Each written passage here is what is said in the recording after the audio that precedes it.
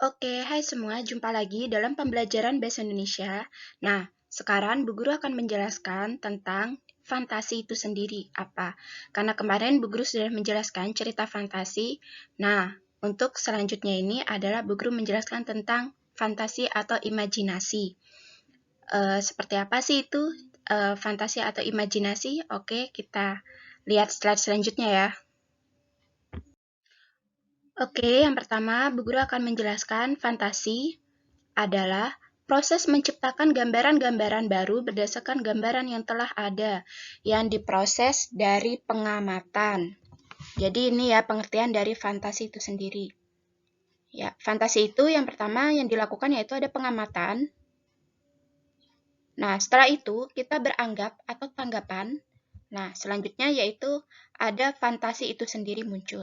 Nah, jadi fantasi itu diciptakan dari pengamatan, tanggapan, nah atau imajinasi dari kita sendiri nanti akan muncul dengan fantasi.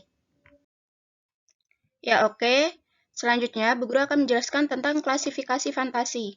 Fantasi itu sendiri ada fantasi disadari dan fantasi tak disadari. Nah, fantasi disadari itu sendiri terbagi lagi menjadi dua, yaitu ada fantasi aktif dan fantasi pasif.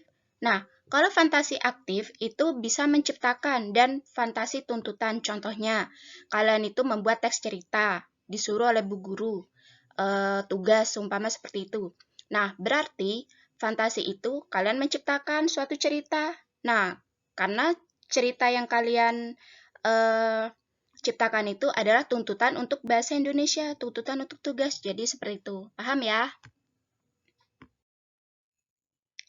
Oke, nah ini yang pertama, fantasi disadari itu fantasi yang terjadinya disadari oleh individu yang bersangkutan, misalnya seseorang sedang berimajinasi tentang suatu keajaiban untuk novelnya, atau mungkin cerpennya, atau mungkin juga bisa seperti puisi juga bisa. Nah, yang kedua, fantasi yang tidak disadari itu. Nah, contohnya itu semacam anak-anak ya yang kadang menimbulkan dusta semu pada anak yang bersangkutan. Contohnya mungkin anak-anak itu berimajinasi seperti anak kecil kan, dia ngobrolnya tuh ya hal-hal yang mungkin belum belum nyambung, contohnya seperti itu. Hal wajar kan kalau kalian semua punya adik kecil. Atau mungkin juga bisa kalian melamun, contohnya seperti itu. Nah, fantasi aktif yaitu fantasi yang terjadinya melibatkan secara aktif gejala-gejala jiwa lain seperti pikiran, kemauan, perasaan, dan seterusnya. Ini lebih ke tuntutan ya.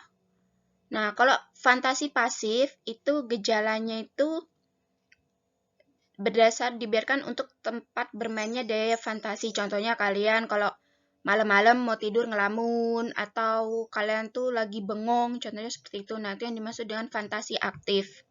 Oke, selanjutnya yaitu ada fantasi mencipta. Nah, ini fantasi mencipta itu seperti berkarya ya. Contohnya kalian tuh, ya ini bisanya membuat lagu, lukisan, cerpen, novel, puisi, dan lain-lain. Contohnya seperti itu ya. Fantasi tuntutan. Nah, kalau fantasi tuntutan ini biasanya ada tugasnya dan kalian tuh mendapatkan hasil dari tersebut. Contohnya mungkin untuk mengerjakan tugas atau bekerja, contohnya seperti itu. Oke, sekarang kita bahas yaitu kegunaan fantasi. Jangan dipikir fantasi itu tidak mempunyai kegunaan ya atau manfaat ya. Nah, fantasi itu ada manfaatnya.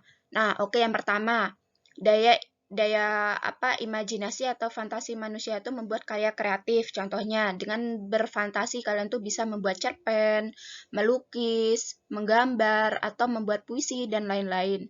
Nah, yang kedua, dengan daya fantasinya manusia dapat masuk ke dunia imajiner, misalnya pada saat membaca novel. Nah, jadinya dengan berfantasi kalian itu setiap membaca atau kalian bisa apa? Ini ya biasanya kalau anak-anak tuh nonton web apa? Baca webtoon, kalian tuh bisa masuk ke dunia peran itu sendiri. Contohnya seperti itu. Nah, yang ketiga yaitu dengan fantasi pasif melamun manusia dapat menghibur dirinya sejenak. Jadi biasanya kita hampir setiap hari mungkin pasti ada kita melamunnya ya ataupun kita bengong. Jadi kita kayak berhalusinasi contohnya seperti itu. Tapi jangan sering-sering ya karena sebenarnya berhalusinasi juga boleh tapi jangan sering-sering. Nah, kalau sekarang Bu Guru akan menjelaskan sisi negatif fantasi. Nah, fantasi pasif atau melamun tidak begitu merugikan asal hal itu sebentar, tidak dilakukan sering-sering. Nah, yang kedua, jika melamun dijadikan kebiasaan, orang yang bersangkutan akan mengalami kesulitan jika menghadapi masalah di dunia nyata, bukan dunia imajiner ya. Jadi maksudnya yang kedua ini, kalau kalian sudah terbiasa melamun, kalian tidak sanggup menghadapi kenyataan yang ada, mungkin contohnya seperti itu. Jadi seumpama kalian tuh berimajinasi tugas kalian cepat selesai padahal kalian belum mengerjakan tuh. Ya, jadi kurang-kurangi melamun atau berfantasi. Kalau kalian berfantasi untuk berkarya itu mungkin malah bagus. Jangan disalahgunakan tentang fantasi itu sendiri. Oke. Ya, oke, sekian penjelasan dari Bu Guru. Untuk tugas jangan lupa dikerjakan nanti dan jangan sampai melewati tenggat waktu yang Bu Guru tentukan. Dan Bu Guru akan mengingatkan minggu depan kita ulangan untuk bab 2 teks cerita fantasi. Ya, selamat mengerjakan dan sampai jumpa.